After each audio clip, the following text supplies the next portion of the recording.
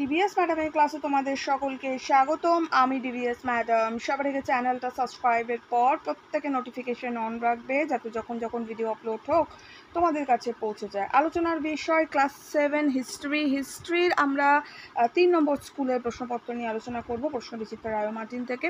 আমাদের পাঠ্য বইয়ের সমস্ত পড়া হয়ে গেছে, লাইন ভিত্তিক পড়া হয়ে গেছে, সমস্ত কিছু আমাদের কমপ্লিট হয়ে গেছে। এখন আমরা শুধু একটু প্রশ্নবিচিত্র থেকে ছোট প্রশ্ন সলভ করছি, এগুলো করলেই কিন্তু হয়ে যাবে। এছাড়াও সাজেশন প্রচুর দিয়েছি, সেগুলো দেখে নিও। ঠিক আছে, শুরু করা যাক। ভিডিওটা বেশি থেকে বেশি লাইক শেয়ার করো।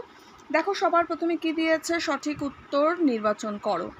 1 নম্বর প্রশ্ন দিয়েছে সঠিক উত্তর নির্বাচন করো। তো 1 নম্বর দিয়েছে মোহাম্মদ ঘুরি মারা যান 1212 খ্রিস্টাব্দে, 1209 খ্রিস্টাব্দে নাকি 1218 খ্রিস্টাব্দে। এটা হবে 1209 খ্রিস্টাব্দে। আনসার 1209। নেক্সট পরের প্রশ্নে যাব। পরের প্রশ্ন বলেছে ভারতের প্রথম এটা কি মোঘল বাদশাহ ছিলেন? ওকে, হুমায়ুন, জাহাঙ্গীর নাকি বাবর? চোখ বন্ধ করে সবাই জানো এটা বাবর ছিলেন। নেক্সট পরের প্রশ্নে যাব। পরের প্রশ্ন বলেছে পানিপথের দ্বিতীয় যুদ্ধ হয়েছিল 1556, 1562, 1528। কত খ্রিস্টাব্দে হয়েছিল? পরে বলছি আমি, প্রত্যেকে কমেন্টস করো কত খ্রিস্টাব্দে হয়েছিল। নেক্সট প্রশ্ন, সুলতানি আমলে প্রথম দিল্লি কে বলা হয়? সুলতানি আমলে প্রথম দিল্লিকে বলা হয়। ওকে, সুলতানি আমলে প্রথম দিল্লিকে বলা হয়। ঠিক আছে, কুতুব দিল্লি নাকি নতুন দিল্লি নাকি শহর ই নও? এটা হবে হচ্ছে কুতুব দিল্লি। নেক্সট পরের প্রশ্নে যাব। পরের প্রশ্ন আমাদের বলেছে শূন্যস্থান পূরণ করার জন্য সুলতান একটি ড্যাশ, সুলতান একটি কি হবে? সুলতান একটি উপাধি হবে। তো আমরা লিখব এটা একটা উপাধি। নেক্সট পরের প্রশ্ন বলেছে পাগলা রাজা বলা হয়, পাগলা রাজা তুগলককে বলা হয়। তো আমরা লিখব হচ্ছে মোহাম্মদ বিন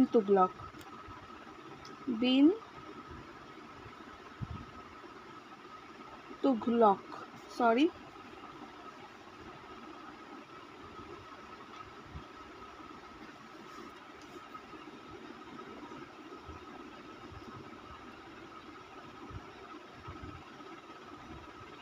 ঠিক আছে, নেক্সট পরের প্রশ্ন মোগল যুগের সবচেয়ে ছোট ঘরকে ড্যাশ বলা হতো। সবচেয়ে ছোট যে ঘরগুলো সেগুলোকে কোঠরি বলা হয়। তো আমরা লিখব হচ্ছে কোঠরি যেটা বলা হয়, কোঠরি। ঠিক আছে, অতি সংক্ষিপ্ত উত্তর দাও। এরপরে 3-এ রয়েছে হুন্ডি বলতে কি বোঝাও? এগুলো প্রত্যেকটা 2 নম্বর করে রয়েছে। আচ্ছা, হুন্ডিটা আমরা চ্যাপ্টার 6-এ পেয়েছি, আমাদের পাঠ্য বইয়ে চ্যাপ্টার 6 আমরা খুলে নেব।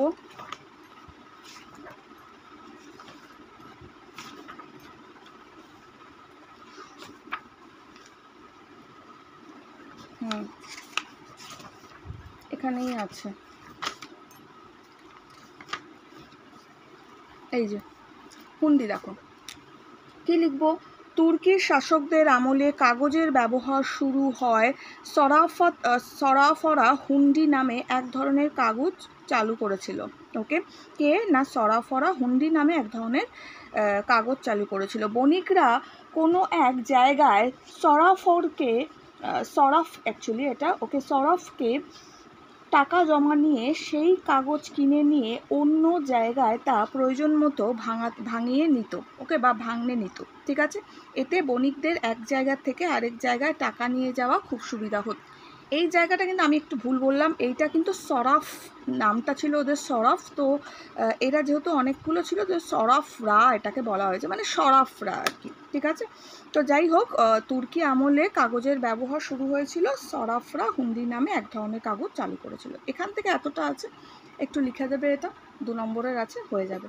নেক্সট, আচ্ছা এটা পেজ নম্বর 103-এ রয়েছে এটা। নেক্সট পরের প্রশ্ন আমাকে বলেছে যে পানিপথের প্রথম যুদ্ধ কবে ও কাদের মধ্যে হয়েছিল? দেখো এটাও আমরা আমাদের পাঠ্য বইতে চলে যাব। পাঠ্য বইয়ের একটা কথা দিল্লি সুলতানিতেই আছে। দেখো এখানটা আমরা পেয়ে যাচ্ছি কি দিয়েছে, 1526 খ্রিস্টাব্দে পানিপথে বাবরের সঙ্গে ইব্রাহিম লোধির যুদ্ধ হয়। এই যুদ্ধ বাবর তুর্কিদের থেকে শেখা এক ধরনের কৌশল ব্যবহার করেছিল যাকে বলা হয় রুমি। যে রুমি কৌশল জানতে চাইলে এটা লিখবে, এত লেখার দরকার নেই। এখন আমাকে পানিপথে প্রথম যুদ্ধ বললে কবে হয়েছিল, এখানে 1 নম্বর পাচ্ছি, 1526 খ্রিস্টাব্দে।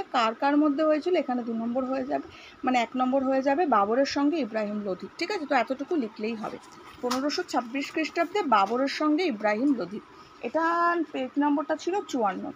নেক্সট পরের প্রশ্নে আমরা চলে যাব।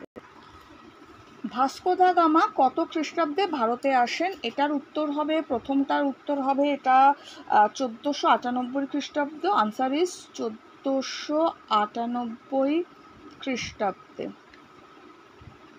ওকে, আচ্ছা নেক্সট প্রশ্ন ছিল তিনি প্রথম কোন বন্দরে পৌঁছন? কালিকট বন্দরে।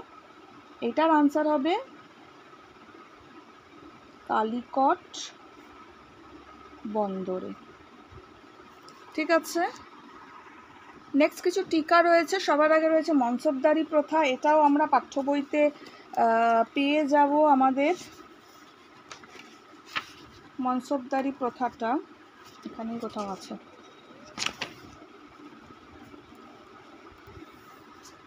মনসবদারি প্রথা না, দেখো এই জায়গাটাতে আমরা এইটা লিখব, এই যে আকবর সামরিক ব্যবস্থা একটি গুরুত্বপূর্ণ সংযোগ করেন, সেটি ছিল কি? মনসবদারি ব্যবস্থা। পুরো এইটা একদম ভালো করে পড়ে নেবে, এটাকে ভালো করে লিখতে হবে। ঠিক আছে, মনসবদারি প্রথাতে, এটা পেজ নম্বর 85-তে পাবে। নেক্সট পরেরটা দেখো, হলদিঘাটের যুদ্ধ।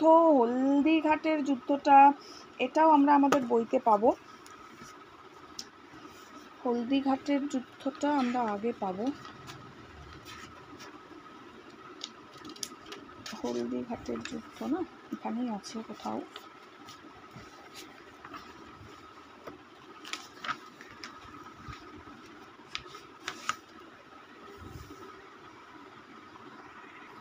দেখো এখানটা পড়বে, এখানটা পড়লে এটা পেয়ে যাবে। টুকরো কথার মধ্যে এটা আছে, দেখো আমরা দাগ দেওয়াও দিয়েছি অলরেডি আগে। 1576 খ্রিস্টাব্দে হলদিঘাটের যুদ্ধে আকবর রানা প্রতাপকে পরাজিত করেছিল। এখান থেকে নিয়ে একটু লিখতে হবে হলদিঘাটের যুদ্ধটা। ঠিক আছে, নেক্সট পরেরটা বলেছে আকবরের নবরত্ন।